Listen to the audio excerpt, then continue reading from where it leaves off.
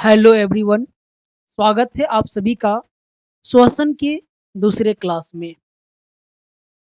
पिछले क्लास में हम लोगों ने श्वसन क्या होता है, श्वसन के बारे में समझा। श्वसन की 2 अवस्थाओं के बारे में हमने समझा, अवायवीय श्वसन और वायवीय श्वसन को हमने समझा। श्वसन की क्रिया कैसे होती है, श्वसन की क्रिया से ऊर्जा का निर्माण होता है, इस बात को भी हमने समझा। और आज हम लोग पढ़ेंगे कि पौधों में श्वसन की क्रिया कैसे होती है।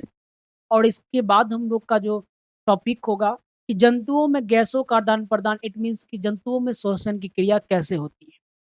तो चलिए अभी हम लोग स्टार्ट करते हैं कि पौधों में श्वसन कैसे होता है, मतलब कि पौधों में गैसों का आदान-प्रदान किस प्रकार से होता है।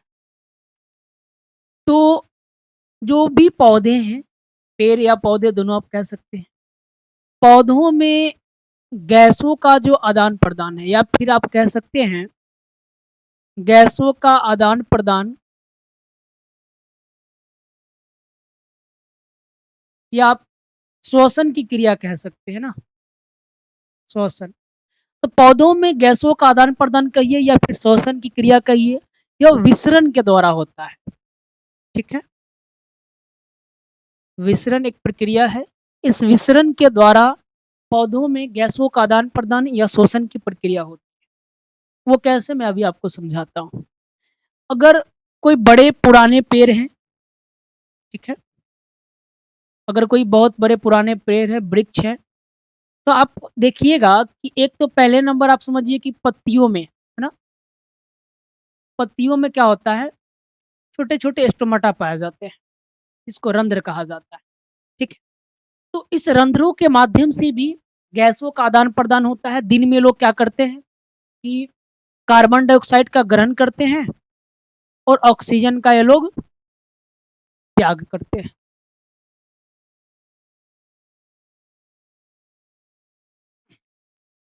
ठीक है? तो पत्तियों के माध्यम से पत्तियों में छोटे-छोटे रंध्र पाए जाते हैं, जिसको इंग्लिश में स्टोमाटा कहा जाता है। इसके माध्यम से भी इनमें गैसों का आदान-प्रदान होता है, कार्बन डाइऑक्साइड को ग्रहण किया जाता है और ऑक्सीजन को निष्कासित किया जाता है। इस प्रकार से हम कह सकते हैं कि पौधों में पत्तियों के द्वारा, पत्तियों में बने रंध्रों के द्वारा गैसों का आदान-प्रदान यानी श्वसन की क्रिया होती है। इनके अलावा जो बड़े वृक्ष हैं उनमें आप देखिएगा कि जो उसके तने होते हैं, नहीं उसके शाखा होते हैं, फिर बड़े-बड़े तने हो गए, फिर जो पेड़ का जो बड़ा-सा मोटा शाखा होता है, तना होता है, स्टीम होता है, उसपे वात रंध्र पाए जाते हैं, ठीक है? इसको इंग्लिश में लेंटिकल्स के नाम से हम लोग जानते हैं, ठीक है? हिंदी में इसे वात रंध्र कहा जाता है।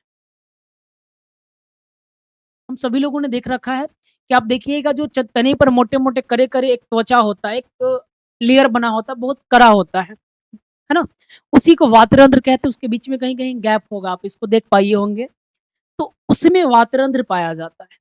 उस वातरंध्र के माध्यम से भी बड़े वृक्ष, पुराने वृक्ष क्या करते हैं? गैसों का आदान-प्रदान करते हैं। तो एक आपने देखा कि पत्तियों के माध्यम से भी गैसों का आदान-प्रदान हुआ, श्वसन की क्रिया हुआ। वृक्ष के तनों में जो वातरंध्र पाए जाते हैं, उन वातरंध्रों के माध्यम से विसरण की प्रक्रिया द्वारा गैसों का आदान-प्रदान होता है, यानी श्वसन की क्रिया होता है। इसके अलावा नए पौधे के जो जड़ होते हैं, है ना? नए पौधे जो हैं उनके जड़ होते हैं, तो उनके जड़ जो मूल रोम जिसको हम लोग कहते हैं, तो नए पौधे के जो नए जड़ होते हैं, नहीं पुराने जड़ का मैं नहीं बात कर रहा हूँ, जो नए जड़ होते हैं, वो जो नया जड़ होता है, वो एपिडर्मल नामक कोशिका से बना होता है। एपिडर्मल नामक कोशिका, ठीक है? यही एपिडर्मल नामक कोशिका से बना होता है। इसका काम क्या होता है? इसका काम यह होता है कि मिट्टियों में जो ऑक्सीजन की मात्रा पाए जाते हैं, है ना? मिट्टी में जो ऑक्सीजन की मात्रा पाए जाते हैं, इसको ग्रहण करके यहाँ से भी कह सकते हैं आप कि जड़ों के द्वारा भी यह क्या करता है कि ऑक्सीजन का ग्रहण करता है, कार्बन डाइऑक्साइड का निष्कासन निष्कासन करता है। और ये केवल नए जड़ों में ही होगा। लेकिन जैसे ये जड़ पुराने पड़ जाते हैं, पुराने जड़ों में क्या होते हैं? वातरंध्र बन जाते हैं। जैसे तने में अब हमने आपको थोड़ा देर पहले बताया कि तनों में जो वातरंध्र बनना होता है, वैसे ही वातरंध्र फिर से ये पुराने जड़ों में पाए बन जाते हैं। फिर इन वातरंध्रों के माध्यम से भी गैसों का आदान-प्रदान होता है। तो उम्मीद है कि ये बातें आपको समझ में आई होगी कि पौधों में गैसों का आदान-प्रदान यानी श्वसन का क्रिया जो होता है विसरण के माध्यम से होता है। पत्तियों में स्टोमेटा पाए जाते हैं रंध्र, उनके माध्यम से भी गैसों का आदान-प्रदान होता है।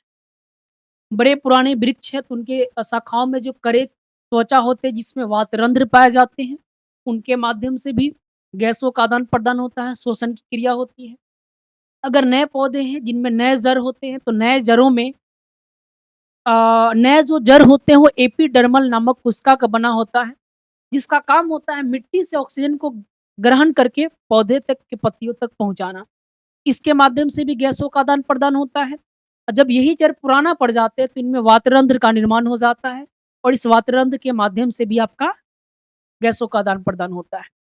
यही कारण है कि कभी-कभी देखते होंगे कि अगर ज़्यादा दिनों तक अगर पेड़ के जड़ों में पानी लगा हुआ रह जाता है, तो पौधा या पेड़ जो होता है, पेड़-पौधा वो सूख जाता है। उसके कारण यही कि श्वसन की क्रिया उसका रुक जाता है। तो आपने देखा अलग-अलग तरीकाओं से विसरण के माध्यम से बड़ी आसानी तरीके से पौधों में श्वसन की प्रक्रिया होती है। और आपको पता है कि पौधे में जब श्वसन की क्रिया होती है, तो दिनों के समय में वो क्या करते हैं, वायुमंडल से अलग-अलग माध्यमों से, जिस माध्यम ने हम आपको समझाया, जड़ों के द्वारा, रंध्रों के द्वारा, वात रंध्रों के द्वारा, अलग-अलग माध्यम से दिनों में ये लोग कार्बन डाइऑक्साइड को ग्रहण करते हैं, क्योंकि कार्बन डाइऑक्साइड का प्रयोग ये लोग इसके लिए क्या बोलते हैं, फोटोसिंथेसिस के लिए, जिसके हम लोग हिंदी में प्रकाश संश्लेषण कहते हैं, उनके लिए किया करते हैं और ऑक्सीजन का ये लोग निष्कासन करते हैं, त्याग करते हैं। लेकिन यही क्रिया रात में उल्टी हो जाती है, क्योंकि रात में तो इनमें प्रकाश संश्लेषण की क्रिया नहीं होती है, तो रात में यही पेड़-पौधे क्या करते हैं, ऑक्सीजन का ग्रहण करते हैं और कार्बन डाइऑक्साइड का निष्पादन करते हैं यानी निष्कासन करते हैं। तो इस प्रकार से पौधे में जो श्वसन की क्रिया होती है, बहुत ही आसानी तरीके से होती है। इसमें बहुत सारा कोई विशेष क्रिया की आवश्यकता नहीं होती है। यही कारण होता है कि हमें क्या किया जाता है, रातों में वृक्षों के नीचे सोने से मना किया जाता है। उसके पीछे कारण यही है कि श्वसन की क्रिया में हमें समस्या आ सकती है, क्योंकि रात में जो भी पेड़-पौधे जो बड़े होते हैं, पेड़-पौधे उनका क्या होता है कि रात में उनके साथ उल्टा क्रिया होना प्रारंभ हो जाता है, कार्बन डाइऑक्साइड लोग रिलीज़ करते हैं। लेकिन कुछ पौधे हैं, जो 24 घंटे हमें ऑक्सीजन देने का कार्य करते हैं। ऐसे बहुत सारे पेड़-पौधे हैं, नीम का पेड़ भी हो गया आपका, तुलसी का पौधा हो गया, पीपल के वृक्ष को एलोवेरा वगैरह हो गया, ऐसे बहुत सारे पेड़-पौधे हैं, जो आपको 24 घंटे ऑक्सीजन देने का कार्य करते हैं। तो चलिए उम्मीद है कि आपको पौधों में श्वसन किस प्रकार से होती है, ये बातें आपको समझ में आई होगी। अब जो हमारा अगला टॉपिक होगा वो होगा जंतुओं में गैसों का आदान-प्रदान, मतलब जंतुओं में श्वसन, कि अब जंतुओं में श्वसन किस प्रकार से होती है, जंतुओं में गैसों का आदान-प्रदान किस प्रकार से होती है, ये चीज़ों को हम लोग अब समझने वाले हैं। तो चलिए अगर हम लोग अब जंतुओं में गैसों के आदान-प्रदान का बात करें, तो सबसे पहले समझिए कि जंतुओं में कई प्रकार के जंतु होते हैं। अगर हम लोग निम्न श्रेणी के जंतुओं की बात करें, जैसे कि एक कोशिकीय जीव। एक कोशिकीय जीव के बारे में मैंने पहले भी आपको पिछले क्लास में पिछले चैप्टर में समझा रखा है। तो यदि जो एक कोशिकीय जीव है, आपको आपको पता है कि एक कोशिकीय जीवों में किसी भी क्रिया को संपन्न करने के लिए कोई विशेष अंग का निर्माण नहीं होता। तो एक कोशिकीय जीवों में श्वसन की क्रिया तो होती है, लेकिन एक कोशिकीय जीवों में श्वसन की क्रिया विसरण के द्वारा होता है। क्योंकि इनमें कोई विशेष प्रकार का अंग नहीं होता है, जैसे कि आपका अमीबा हो गया एक कोशिकीय जीवों में, पैरामीशियम हो गया, है ना? ये जो दोनों हैं, इन दोनों में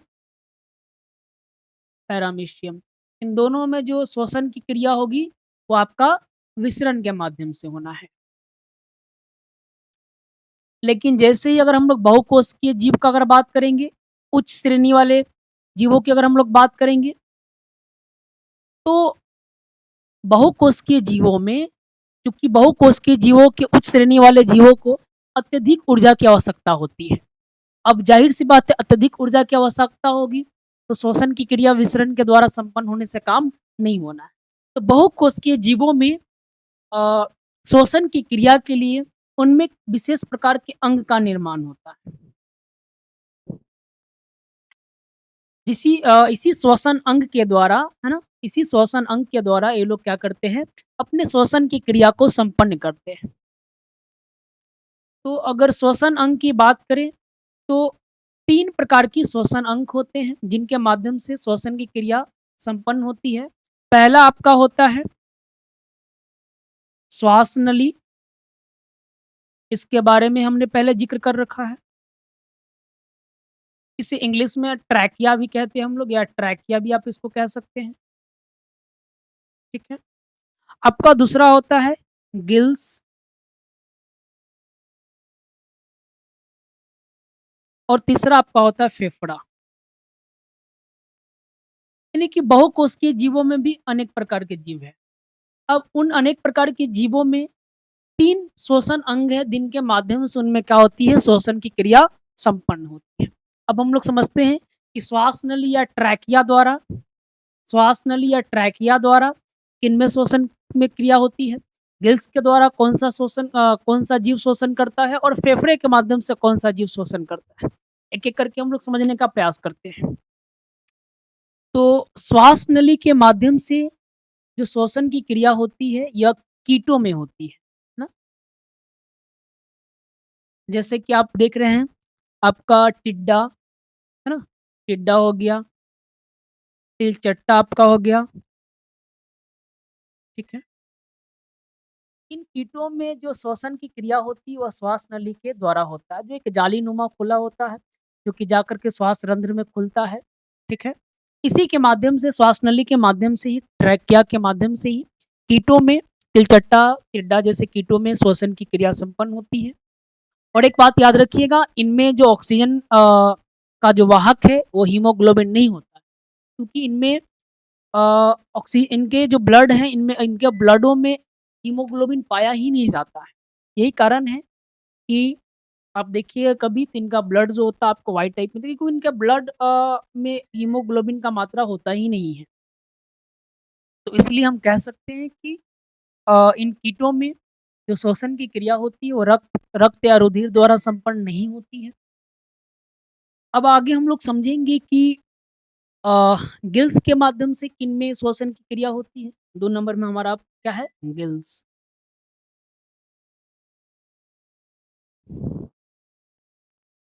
गिल्स के बारे में यदि बात करें, तो गिल्स एक विशेष प्रकार का श्वसन अंग है, ठीक है? गिल्स एक विशेष प्रकार का श्वसन अंग है, ठीक है? जो कि विशेषकर मछलियों में पाया जाता है। गिल्स के माध्यम से मछलियाँ श्वसन कैसे करती हैं, मैं आपको अभी समझाने का प्रयास करता हूँ। देखिए, आपकी यदि गिल्स के 2 भाग होते हैं, हाँ?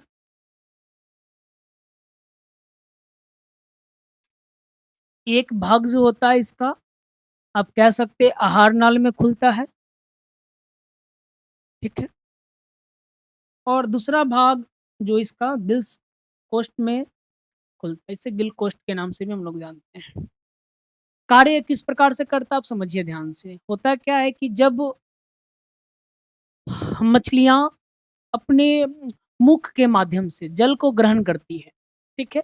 तो जल के द्वारा मुख के द्वारा ग्रहण किया गया जल जब मछली के गिल से होते हुए गुज़रता है, तो जल क्या होता है, उसमें जो भी भोजन मौजूद है, वो चला जाता है आपका आहार नाल में, और जल जो होता है, वह गिल्स से होते हुए, है ना? बाहर निकल जाता है, और यही निरंतर ये प्रक्रियाएँ चलती रहती है, और जिसके वजह से गिल्स जो है, हमेशा वह जल के संपर्क में रहता है। गिल्स हमेशा जल के संपर्क में रहता है, और ये गिल्स के माध्यम से ही जल में मौजूद ऑक्सीजन का, जो कि जल में मौजूद ऑक्सीजन का अवशोषण किया जाता है ना? और इस प्रकार से जो मछलियाँ हैं, वो गिल्स के माध्यम से अपना श्वसन की क्रिया करती हैं। यही क्रिया निरंतर चलते रहती हैं, और यही कारण है, अगर मछली को आप जल से बाहर निकालते हैं, निकालने के पश्चात तो मछली बाहर मर जाती। कारण यही है कि श्वसन की क्रिया रुक जाएगी तो मछली का मरना निश्चित ही है। और इसलिए हम लोग इस श्वसन को जलीय श्वसन के नाम से भी जानते हैं, ठीक है? ये आप झींगा, है ना? सीप को और मछली में भी यह प्रक्रिया निरंतर होती रहती है। इनमें आप कह सकते हैं कि जलीय श्वसन के माध्यम से लोग श्वसन करते हैं। अब जो तीसरा नंबर है वो है फेफड़ा। अब समझिए फेफड़ा के माध्यम से किनमें श्वसन की क्रिया संपन्न होती है? फेफड़ा के माध्यम से उच्च वर्ग के जंतु, मैमल्स वगैरह हो गए, उच्च वर्ग के जो जंतु हैं, वो फेफड़ा के माध्यम से श्वसन की क्रिया करती हैं और यह वायवीय श्वसन के लिए उपयुक्त है ना? वायवीय श्वसन के लिए फेफड़ा का होना अनिवार्य है, यानी कि फेफड़ा के माध्यम से वायवीय श्वसन होता है जिसमें ऑक्सीजन की उपस्थिति में यह श्वसन की क्रिया होती है और प्रचुर मात्रा में ऊर्जा का निर्माण होता है। अब हम लोग बात करेंगे उच्च वर्ग के वर्टिब्रेटा श्रेणी के जंतुओं का, तो इनमें भी 2 प्रकार के होते हैं। एक होते हैं एम्फीबिया वर्ग, है ना? एम्फीबिया वर्ग। तो एम्फीबिया वर्ग में आपका कौन आएगा? तो एम्फीबिया वर्ग में आपका मेढक आता है, ठीक है? तो मेढक का क्या है कि मेढक आपका फेफड़े के माध्यम से भी श्वसन की क्रिया करती है और इसके अलावा यह मुख के माध्यम से भी श्वसन की क्रिया करती है और साथ ही त्वचा के माध्यम से भी इसमें श्वसन की क्रिया होती है। तो हमने देखा कि उच्च वर्ग के वर्टिब्रेटा श्रेणी में अ, 2 वर्ग के जंतु आते हैं। एक आपका एम्फीबिया वर्ग हो गया जिनके अंतर्गत मेढक आता है, तो मेढक में आपका फेफड़ा के माध्यम से भी श्वसन की क्रिया होती है, साथ ही मुख के माध्यम से भी श्वसन की क्रिया होती है और त्वचा के माध्यम से भी श्वसन की क्रिया होती है। इसके अलावा और भी जो मैमल्स हो गए, पक्षी हो गए, एवीज हो गए, मनुष्य हो गए, इन सभी में केवल और केवल श्वसन की क्रिया किनके माध्यम से? तो फेफड़ा के माध्यम से ही होती है। तो चलिए आपको समझ में आ गया होगा कि फेफड़ा के माध्यम से किन वर्ग के जंतुओं में श्वसन की क्रिया संपन्न होती है। अब हम लोग जो अगला हमारा टॉपिक है वो हमारा टॉपिक है मानव श्वसन तंत्र। मानव श्वसन तंत्र मतलब कि अब पूरे अच्छे से हम लोग ये समझने का प्रयास करेंगे कि मनुष्य में श्वसन की क्रिया किस प्रकार से होती है और ये बहुत ही इंपॉर्टेंट है। हम लोग बारीकी से समझेंगे कि किस प्रकार से मनुष्य में श्वसन की क्रिया होती है, कैसे-कैसे श्वसन होता है और उसका वर्क कार्य क्या है, सारे बातों को हम लोग अब समझेंगे, जो कि आपको अगले क्लास में बताया जाएगा। आप चाहते हैं कि आपके लिए अगला क्लास लेकर के आया जाए, तो इस वीडियो को आप लाइक करिए, आप कमेंट करके भी बताइए कि हाँ सर अगले क्लास आप लेकर के आइए। और अगर आप चैनल पर नए हैं तो चैनल को सब्सक्राइब भी कर लीजिए और अपने दोस्तों के साथ शेयर भी कीजिए। आज की क्लास यहीं हम लोग समाप्त करते हैं। आप सभी लोगों का धन्यवाद।